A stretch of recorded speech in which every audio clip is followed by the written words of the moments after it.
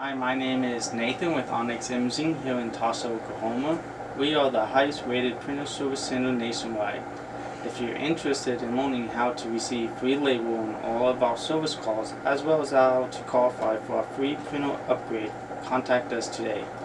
We are here for all of your printers and office supplies needs. Today we're going to look at the Samsung ProXpress C3060. The problem that we're having with it is when copying or scanning from the document feeding, we're getting smudges and lines on the pages. So what we're going to do is go open this up, and if you notice that there's actually two pieces of glass here. This first piece is for the document feeding, the second piece is for the skin bed. So we're going to use glass cleaner and a lint-free rag. And we're going to put the glass cleaner directly on the rag itself, not on the printer.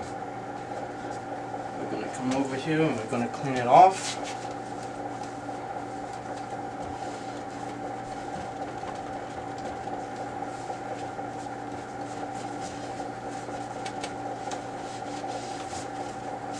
Once it looks nice and clean, we're going to close it up. And at this point, we're going to run test pages through it, and if all the lines and smudges are gone, then we're good.